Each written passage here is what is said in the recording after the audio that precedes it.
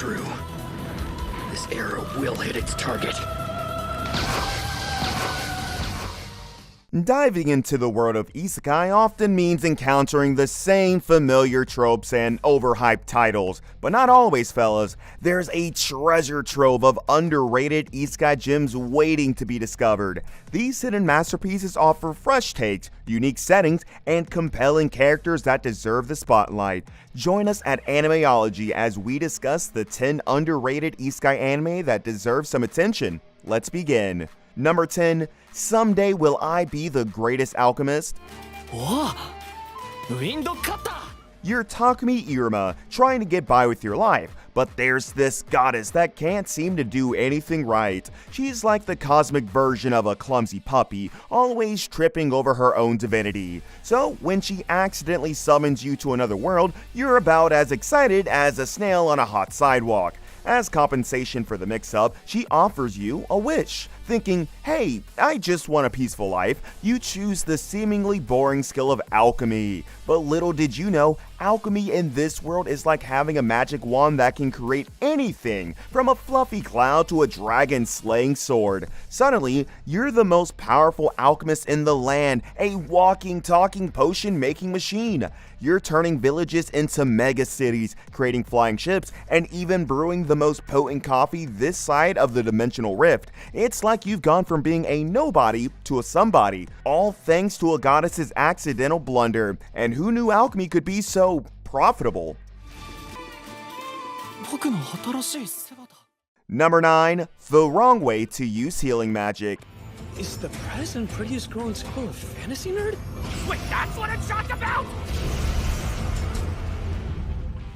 Wishing for simplicity, you got something more. A power so grand it's low-key ruining you. Kin Usato, while being a typical mob in his own right, had a life so mundane, it was almost a feat. But then, like a cosmic joke, he gets thrown into a world where everyone's got superpowers and he's just there, hoping he doesn't accidentally summon a squirrel instead of a firestorm. He winds up being a hero, but more like the hero of a sitcom where the main character's always tripping over their own feet. While his friends are wielding swords and casting spells, Kin's got a gift for healing. Imagine being the guy who's always the designated driver, but in a world where everyone's got drunk on magic. Rose, the tough-as-nails captain of the kingdom's rescue team, sees his potential and decides he needs a little training. It's like being forced into boot camp for healing, complete with drills, shouting, and a whole lot of "you're not good enough yet." But Ken's determined. He wants to protect his friends, even if it means becoming the most overpowered healer in the land.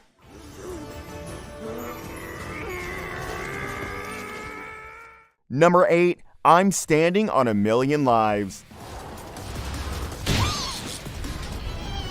I prefer to be alone.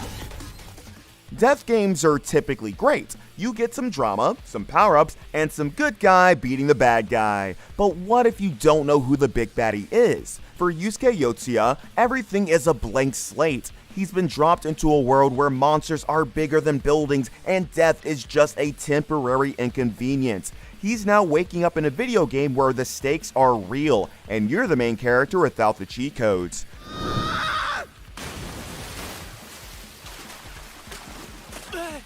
Yusuke, our reluctant hero, is a guy who'd rather spend his days in front of a screen than dealing with real-world problems. But when he finds himself trapped in a game of life and death, he's forced to step up and face the monsters, both literal and metaphorical. With his newfound friend Shindo and Hakuzaki, he's got to navigate a world filled with danger and uncertainty. It's a choose-your-own-adventure novel, but with less branching paths and more existential dread. Wind power! Is that it? Number 7, so I'm a spider, so what?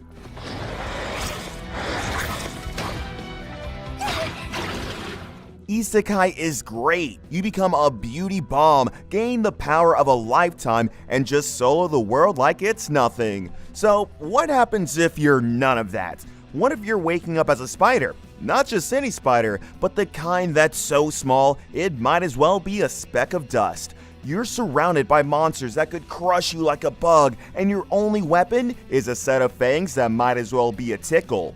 That's the unfortunate situation our protagonist finds herself in. While her classmates are reincarnated into fancy positions like princes and princesses, she's stuck in a dungeon, weaving webs and hoping she doesn't get eaten before breakfast. But she's not one to give up. She discovers that this new world has a system like an RPG, so she starts leveling up, hunting monsters, and generally trying to survive. It's like playing a survival game, but with real-life consequences. Yet, there are always some power boosts along the way, if you look closely, wink wink. I asked for not a frog, but that's a damn human! Number 6, Sunny Boy.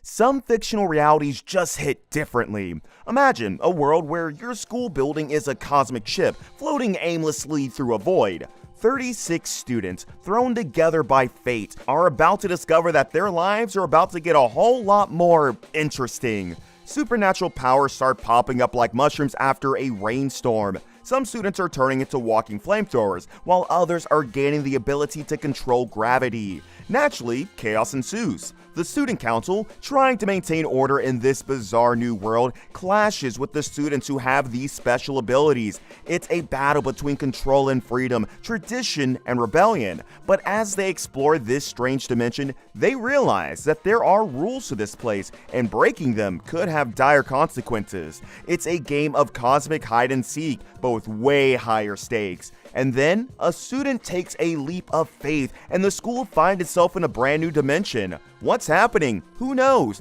But one thing's for sure, the only way from here is forward.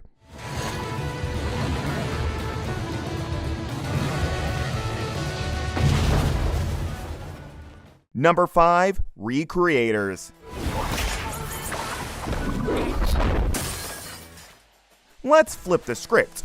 You're not the main character in your own life anymore. Sota wakes up one day and finds his favorite anime character, the sassy, sword-wielding Celestia Upatilia, standing in his living room, confused, ready to kick some serious butts. Talk about fangirl dreams come true, right? But wait, there's more. Turns out, Celestia isn't the only fictional character who's decided to take a vacation from their made-up world. A princely knight, a magical girl, a ruthless brawler, and a whole bunch of other characters are now roaming the streets of Japan, causing chaos and confusion. And then there's Gunpuku no Himegimi, the mysterious woman in military regalia who seems to know everything about the creator's world. It's like she's playing a real-life game of Spot the Anime reference. So, what does a normal high school student do when his world gets invaded by a bunch of fictional characters?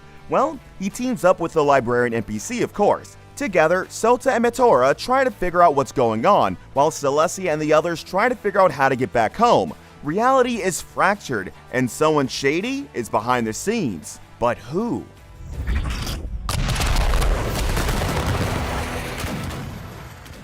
Number 4, The Faraway Paladin. Not too shabby.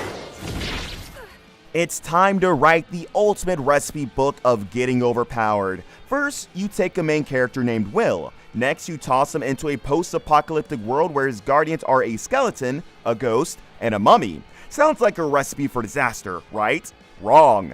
This is the secret sauce of becoming the ultimate overpowered protagonist. As Will grows older, he realizes that his guardians, while incredibly cool, are also incredibly, well, dead. So he decides to leave the safety of his undead family and venture into the unknown. But before he goes, he has to make a choice. Swear an oath to a god and receive a powerful blessing. Or, well, don't swear an oath and probably die a painful death.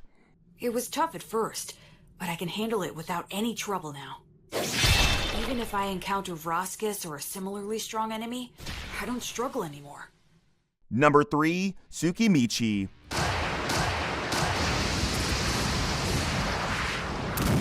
Wow, it actually worked. Life can be really bizarre for some. Makoto Misumi, our hapless hero, was basically a pawn in a cosmic game of chess. His parents, in a moment of questionable parenting, agreed to a deal with a goddess that would send him to another world to be the hero.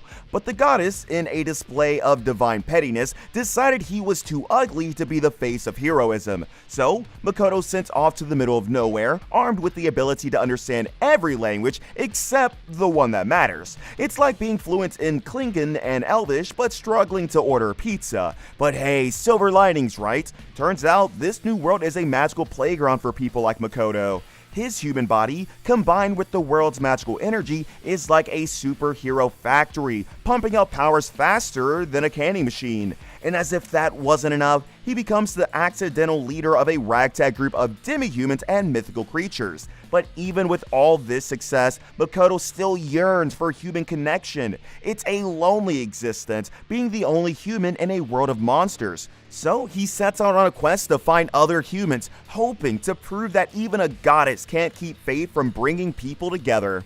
Piercing flames, numerous spears. Fire spear. Volley! Number 2. Campfire cooking in another world. Behind you!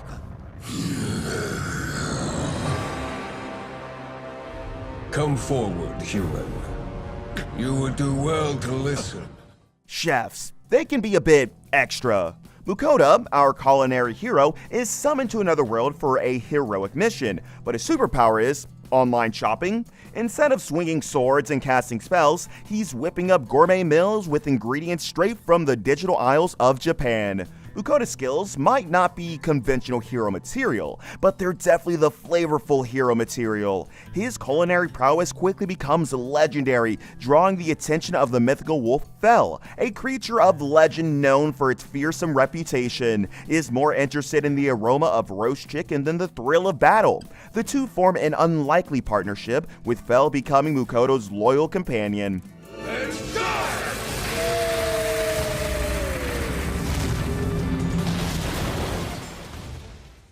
Number 1. Fate Grand Order. Nash here!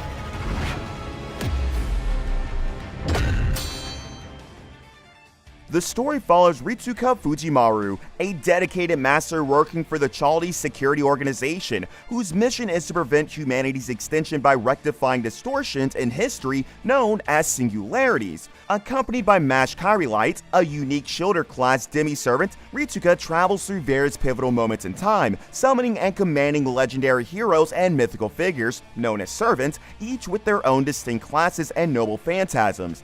The anime delves into their adventures across different historical and fantastical settings, such as ancient Egypt, medieval Europe, and mythical realms, as they battle corrupted forces and formidable antagonists to restore the natural flow of history. Prepare yourselves.